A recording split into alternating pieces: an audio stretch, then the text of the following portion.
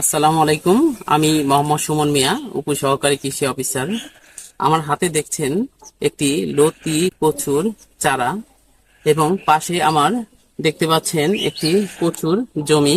প্রায় 30% জমিতে লতি কচুর চাষ করা হয়েছে। আমার এক চাষি ভাই এই লতি কচুর চাষ করেছেন। রাজবাড়ী কৃষি অফিসের সহযোগিতায় তিনি এখানে প্রায় 30% জমিতে কচু চাষ করেছেন। আজকে আপনাদের সাথে আলোচনা করব চারা নির্বাচনের ক্ষেত্রে কোন কোন বিষয়গুলো লক্ষ্য করব, সেই বিষয় নিয়ে আপনাদের সাথে আলোচনা করব। আমার পাশে আছেন আমার এক চাষি ভাই, আসছেন এই কচুর চারা সংগ্রহের জন্য।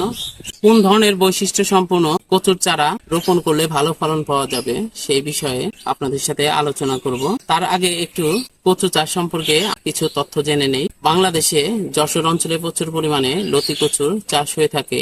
বাংলাদেশ কৃষি গবেষণা ইনস্টিটিউট কর্তৃক উদ্ভাবিত বিভিন্ন জাতের মধ্যে লতিরাজ কচু সেটি খুবই জনপ্রিয়তা লাভ করেছে। আমাদের দেশে লতিরাজ কচুর প্রচুর জনপ্রিয়তা রয়েছে।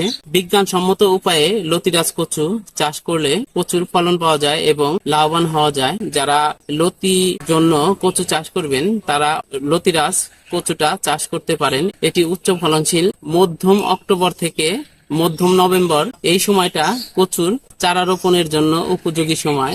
আমরা কাদা মাটিতে এবং কি শুকনো জমিতেও কচুর চারা রোপণ করতে পারবো। লতিরাজ কচুর লতিটা 90 থেকে 100 সেন্টিমিটার পর্যন্ত লম্বা হয়। কোন ধরনের কচুর চারাটা আমরা সংগ্রহ করব সেটি একটু জানা প্রয়োজন। পূর্ণবয়স্ক যে গাছটি রয়েছে সেই গাছ থেকে চারাটা সংগ্রহ করব। পূর্ণবয়স্ক লতি কচুর গোড়া থেকে যে ছোট ছোট চারা বের হয় ওই চারাগুলোই জমিতে রোপণের উপযোগী বা সেগুলোই লাগানো যায়।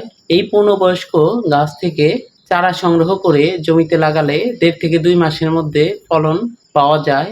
অল্প বয়সের যেমন 4-5 মাস বয়সের কচু থেকে যদি আমরা চারা সংগ্রহ করি সেই ক্ষেত্রে ফলনটা অনেক কমে যাবে এবং আপনারা কাঙ্ক্ষিত ফলন পাবেন না।